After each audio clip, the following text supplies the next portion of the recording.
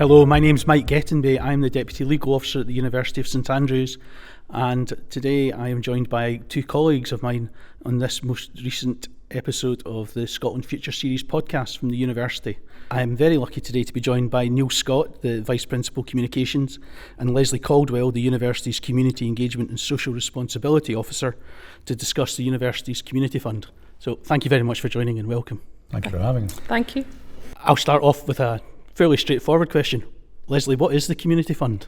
It is a pot of money that the university has set aside, which is a relatively modest amount, £30,000 from our core donation budget, and it is an opportunity for projects and organisations from across Fife to apply for funds from £250 to £3,000 for projects that really at their core link through the criteria with our key sort of strategic aims, I would say. So looking at projects that help advance the development of a community, look at accessibility, diversity, culture, sport, sustainability, and we run the fund with 3 rounds across the year. And it's a really good opportunity for us to support projects across Fife that make a real difference to the communities that they are being delivered in. That's great. And is all the money come from the university, or is there other funding that comes in? Yes, so as I said, it's a core £30,000 that comes from the university. And then when we first launched the fund, which was April 2020, we looked at actually it was always going to be a coordination, and then because we launched at a time when the community was fighting against the coronavirus pandemic, we decided to open it out to donations, because we were very lucky that a donor came forward to the principal and said they wanted to donate to our fund. So instead of over the last 2 years, instead of £60,000, we've actually given away almost £150,000. So our donations from student, staff, alumni have made a significant difference to the impact that the fund has had over the last 2 years. That's great, Leslie. Thank you very much. And Neil, it's interesting, Leslie said it started in 2020. Obviously, it was the middle of the pandemic. Why is the fund so important to the university? What was the motivation for starting it and for keeping it going? Good question. In 2018, when we recast our strategic plan quite substantially, we underpinned it with a social responsibility statement. And it's the first time in 600 years a university's done that, put social responsibility at the heart of its strategy. And I think that concentrated minds and really woke us up to how important the local community and the wider community was to us. In tandem with that, we'd get occasional approaches from community groups in St Andrews and Fife, asking for bits of help, and these were dealt with on an ad hoc basis. So we came up with the idea of a pilot. Could we try a community fund, for a period of months and see what the demand was like? It was a step into the unknown, but I think we're absolutely delighted by the results. One of the things it's done for me is taught me about the richness of the voluntary and charitable sector on our doorstep. I'm learning things every bid round. I'm learning things about the sorts of work that is going on in local communities, which far too often remains hidden and unsupported. That's great. So it does capture the interest and is something that our top management at the university, the principal's office, are interested in and want to know about and want to understand about. Very much so. I have to say, when Leslie and I pitched the idea to the principal, she was positive about it from the off. I think she could see the value in us reaching out to our local community in this way. And as Leslie says, it's a modest amount of money, but it's a good demonstration of how small pockets of money in the right hands can actually go a very long way. Absolutely. And how local is the remit for where we give donations? Is it just within the St Andrews area? Do we go outside of St Andrews, Leslie? It's a Fife-wide fund. Fife-wide. And that was really important for us because we are a small region, but we actually have staff that come from all over Fife. So it was always reflective of us as an idea to concept to make sure that we could affect and work in communities where our staff are from, but also a bit further afield if we maybe have people that staff might travel from Dunfermline, for example, but these are communities that maybe historically we haven't had a relationship with before. So it's really important that we looked at a regional wide fund to really make a difference locally. And could you give listeners, viewers, an idea of the sorts of projects that it's supported over the last few years? Yeah, we've had an amazing number of projects because of the donations as well that I think we've been able to support. So we're at around 100 different projects, which has been absolutely wonderful. When we meet as a panel, it's always really interesting to see the really rich kind of activities that come out from these organisations or groups of people. We have supported at the early stages. We were looking at supporting communities who were affected by coronavirus, as I said. So we were working with a lot of projects that were looking at PPE or helping to get some of their support activities online. We've helped a number of organisations who were looking at biodiversity. So we've been helping to plant trees. We've been helping with wildflower meadows in parks. We've helped a number of sporting organisations. So Lochgelly United, we're helping them to help build a kids football area at the side of their main pitch. We've helped Raith Rovers women's and girls team. We've helped a real number of projects that look at accessibility. So a couple of projects like Riding for the Disabled and Lucky You out by Leven. I mean, it's really wide ranging, which is exciting. And such an interesting time that it started during COVID, when obviously for various reasons different projects, different organisations wouldn't have had certain funding, and we're now moving into a cost of living crisis. In fact, we're in a cost of living crisis. Correct. I mean, it was happenstance that it really got onto its feet as COVID arrived, and that, I mean, I think that was good for the community as well as good for us, because it was, the funds were immediately put to good use, and we're very conscious, particularly at lockdown. It's easy to forget that in St Andrews during lockdown, the grass grew on the pavements, and it was a very quiet, very strange place. And actually, these groups, to a large extent, they're the glue which sticks the community together. They kept it running, they kept it ticking over, they helped look after some of the most vulnerable. So in terms of a COVID response, it was very fortunate.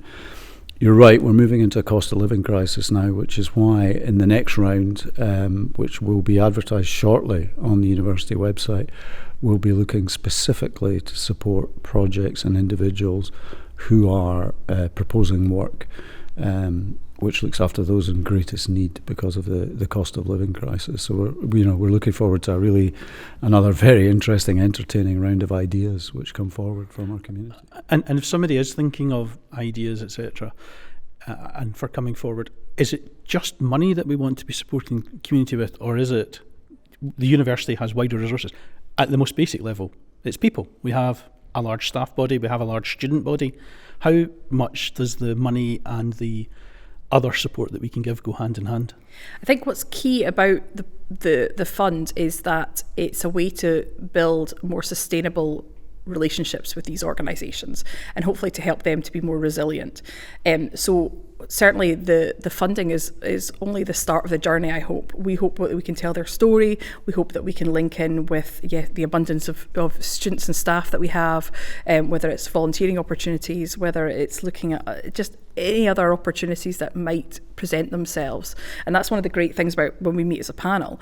It might be a case of sometimes we don't always support a project to the full amount that they've requested, but it might be a case of we offer additional support from whether linking in with a different department or another resource that we have.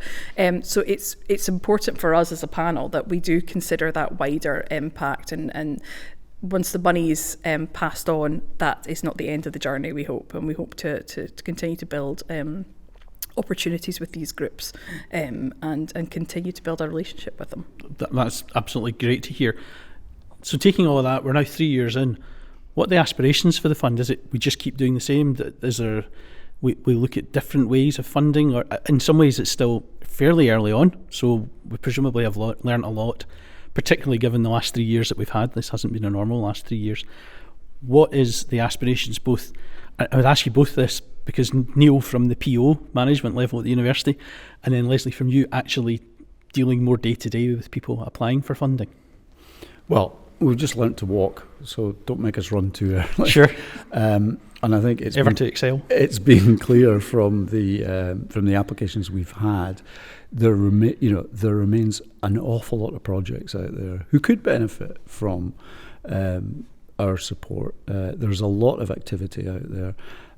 So certainly in the short to medium term, as Leslie says, I think our job is not just to support that, but to profile it and to create links where links didn't exist before.